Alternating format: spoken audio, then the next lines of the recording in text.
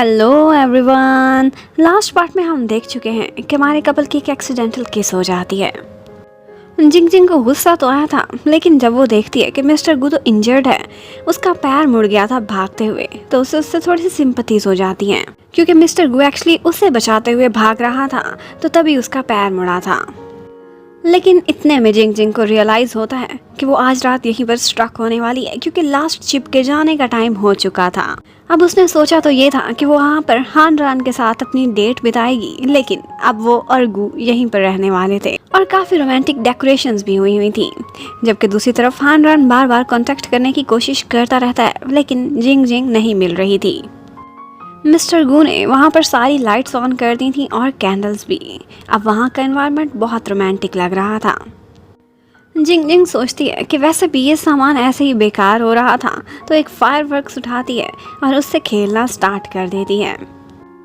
गू भी एक फायरवर्क को देखता है तो बहुत खुश हो जाता है। वो जिंग जिंग को बताता है कि उसके दादाजी ने कभी भी उसे ऐसी चीज़ों से खेलने के लिए अलाउड नहीं किया था। वो कहते थे कि ये शॉर्ट टर्म की हैप्पीनेस हमें नहीं चाहिए, हम एवर लास्टिंग चीज़ें बनाएंगे। तो जिंग जिंग को ख्याल आता है कि मैं समझती थी कि रिच लोगों की लाइफ बहुत ज़बरदस्त होती है, वो जो चाहें कर सकते हैं, लेकिन ऐसा नहीं है। और उसके बाद वो दोनों काफ़ी इंजॉय करते हैं फायरवर्क्स से खेलते हुए। वो दोनों बहुत खुश नज़र आ रहे थे और लग रहा था कि ये सारी डेकोरेशन इसी कपल के लिए हुई है।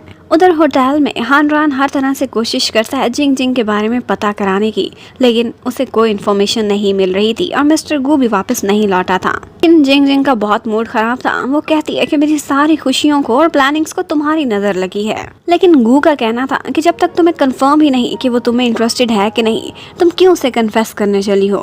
यहाँ पर एक और बात भी गू को पता चलती है जब जिंग जिंग कहती है कि मैं उसे बहुत ट्रस्ट करती हूँ। गू ने ये सुनकर कहा था कि आर यू श्योर, तुम्हें एक बॉयफ्रेंड चाहिए या बॉडीगार्ड। जबकि जिंग जिंग गू से पूछती है कि क्या कभी किसी ने तुम्हारा दिल नहीं चुराया, तुम्हारा किसी पर तो क्रश होगा। अब सोने का टाइम हो चुका था। गू को स्लीपिंग प्रॉब्लम्स होते थे, लेकिन जिंग जिंग का कहना था आज नेचर में तुम बहुत मजे से सोओगे। वो सोने के लिए लेटता है तो यही सोच रहा होता है जो जिंग जिंग ने उससे पूछा था, कौन सी लड़की पर उसका क्रश है। ये सोचते हुए उसके माइंड में सिर्फ एक ही पिक्चर आती है और वो होती है जिंग जिंग की। अब वो खुद से ही क्वेश्चन कर रहा था कि क्या मैं जिंग जिंग को लाइक करने लगा हूँ। अब नेक्स्ट मॉर्निंग हो जाती है। सारी रात बहुत सुकून से सोया था मिस्टर गू नेचर में। अब जब वो टाइम देखते हैं तो 11 बज चुके थे। उनको अंदाजा भी नहीं हुआ था कि इतनी लेट हो जाएगी। उधर हान रान की साइनिंग सेरेमनी भी ओवर होने वाली थी, लेकिन जिंग जिंग का कुछ पता नहीं था। जब सारा इवेंट ख़त्म हो जाता है तो जिंग जिंग दौड़ती हुई वहाँ पहुँचती है। हान रान उसकी बहुत फिक्र कर रहा था। वो कहता है कि तुम सारी रात कहाँ गायब थी और ये भी तुम्हारे साथ था, तुम सेफ तो हो। लेकिन जिंग जिंग बताती है कि एक्चुअली सब गलती मेरी थी, मेरी वजह से ही गू का मोबाइल भी पानी में गिर गया और मुझे बचाते बचाते इसने अपना पैर भी जख्मी कर लिया। मैंने ही गलत टाइम देखा था, जिसकी वजह से लास्ट शिप भी मिस हो गई थी। मिस्टर गू अब हॉस्पिटल नहीं जाना चाहता था। वो लोग वापस पहुंच चुके थे। यहाँ पर जिंग जिंग के डैड उसके लिए एक मेडिसिन लेकर आते हैं, एक ट्रेडिशनल मेडिसिन, लेकिन वो किसी को भी अप्लाई नहीं करने देना चाहता था। वो जिंग जिंग के अलावा किसी को भी खुद को नहीं छूने देता था।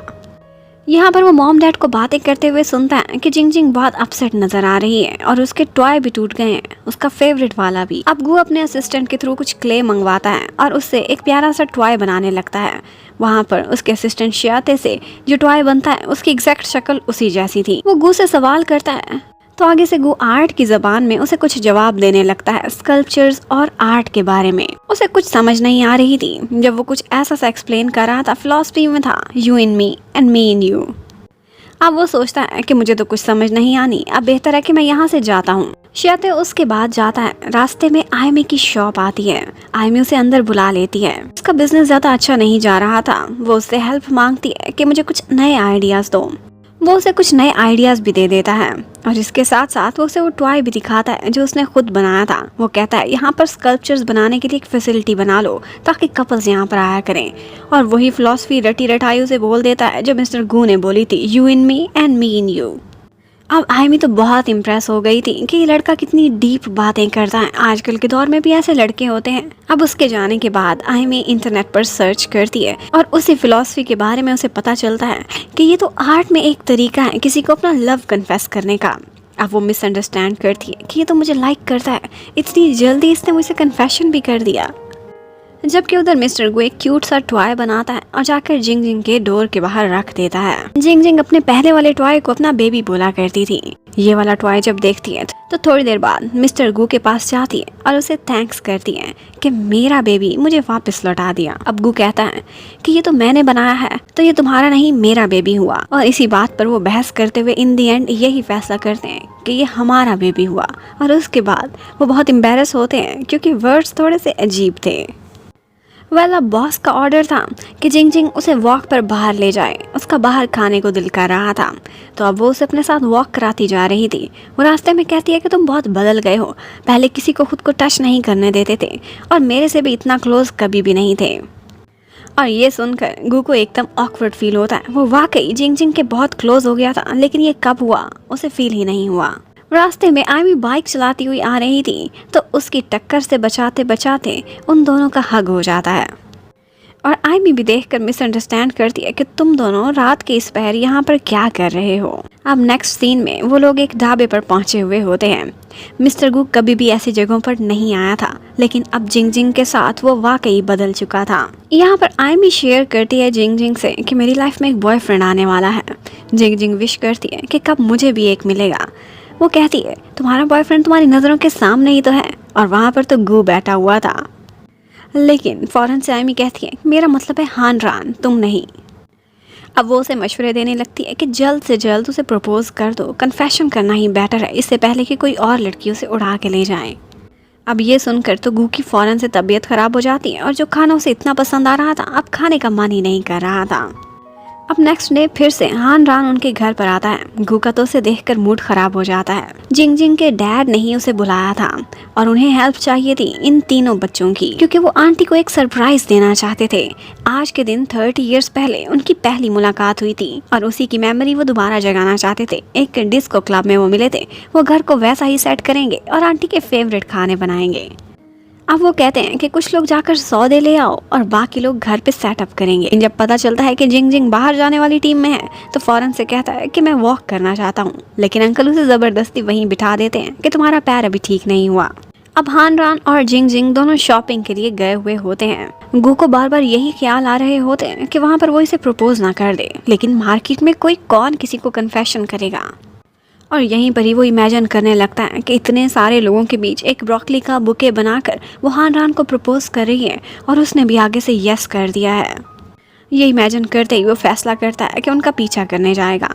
अब वो फ्लावर्स लेने के बहाने अंकल से परमिशन मांगता है और बाहर निकल जाता है। फ्लावर्स लाने का तो वो शियाते को कह देता है, जबकि खुद उसी मार्केट में जाकर जिंग जिंग का पीछा करना चाहता था। वहाँ पर काफ़ी रश था और ऐसी नाइट मार्केट टाइप की जगहों पर कभी भी पहले गु गया ही नहीं था। आज पहली दफ़ा जिंग जिंग के लिए जाएगा। वो उनका पीछा करते हुए बातें सुनता है, देखता है कि टमाटर उठाते हुए उनके हैंड्स टच हुए हैं, तो वो वहाँ पर तोरियां ही गुस्से में तोड़ने लग जाता है। अब पीछा करते करते वो एक दफ़ा उसे देखने ही वाली होती है कि वो किसी के पीछे छुप जाता है। वो लेडी उसको टच कर लेती है और यहीं पर ही गु की कंडीशन ख़राब होना स्टार्ट हो जाती है और एलर्जी होते होते वो तो फेंट हो जाता है। अब वहाँ पर बहुत रश लग गया था और जिंग जिंग ने भी उसे देख लिया था। अब वापसी पर वो बहुत एम्बैरस होता है कि मैं जिंग जिंग के सामने क्यों बेहोश हुआ। जबकि हान रान वो जिंग जिंग से कहता है कि ये लड़का बहुत वियर्ड लगता है, लगता नहीं है कि सिर्फ तुम्हारा बॉस है, कहीं ये तुम्हें लाइक तो नहीं करता। लेकिन जिंग जिंग कहती है अरे कहाँ, वो तो मुझे अपनी मेड की नज़र से देखता है, ऐसी कोई बात नहीं। उधर शियाते को दिखाते हैं। वो फ़ोन पर गु से कह रहा था कि मैं बस फ्लावर्स लेकर आने ही वाला हूँ, और इतने में ही का एक आदमी उसको सुन लेता है और वो उसका पीछा करने लगते हैं। अब शियाते बुके उठाए हुए भागा भागा उसी एरिया में पहुंचा हुआ होता है, लेकिन आगे जिंग जिंग के घर में घुसने की बजाय वो बुके लेकर सीधा आगे चला जाता है ताकि कोई गु तक ना पहुंचे, और उसकी ट्रेन जाकर रुकती है आयमी की शॉप में। अब जिस तरह से ड्रेस पहने वो आयमी की शॉप में बुके लेकर पहुंचा था, आयमी को कुछ और ही लगने लगता है, जबकि बाहर वाले ही के आदमी उसको ही देखने लग जाते हैं अपना भेस बदल के। आयमी तो पता नहीं क्या क्या सोच रही थी। फौरन से बुके पकड़ती है और कहती है कि मैं भी तुम्हें लाइक करती हूँ। अब बाहर खड़े आदमी उनकी बातें सुन रहे थे। शियाते कुछ और कह भी नहीं सकता था कि ये गु के लिए हैं और उसे आयमी की बातें सुनना पड़ती है। अब उनको ऐसे लगता है कि जैसे शियाते यहाँ पर एक लड़की को प्रपोज करने के लिए आया था और वो लोग मिसअंडरस्टैंड कर रहे थे। आयमी तो बहुत खुश थी, उसे फाइनली बॉयफ्रेंड मिल गया था। जब आंटी घर आती हैं तो अंकल ने उनके लिए बहुत कुछ सेटअप किया हुआ था। आंटी ये सब देखकर खुश हो जाती हैं, लेकिन वो कहती हैं कि मुझे ये डेकोरेशंस या पैसे से कोई मतलब नहीं है, मुझे सिर्फ सिंसेरिटी चाहिए जो मैंने तुम में 30 साल पहले ही देख ली थी। अब यही बात गू के भी दिल को लग जाती है कि जिंग जिंग भी बिल्कुल अपनी मामा की जैसी ही होगी। गू थोड़ा सा परेशान था। अंकल आंटी उससे पूछते हैं तो वो कहता है कि मेरी एक फ्रेंड है, लेकिन मेरे साथ एक मसला है कि जब मैं उसे किसी और लड़के के साथ देखता हूँ तो मुझे ऐसे लगता है कि जैसे मेरा दिल डूबने लगा है। अब अंकल आंटी उसे कहते हैं कि इसी को तो वन साइडेड लव कहते हैं, तुम्हें कोई खतरनाक बीमारी नहीं, सिर्फ प्यार हुआ है। अब गू इसी बारे में सोचने लगता है और ये पार्ट यहीं पर ही ख़त्म होता है। Thank you for watching, stay connected, bye bye.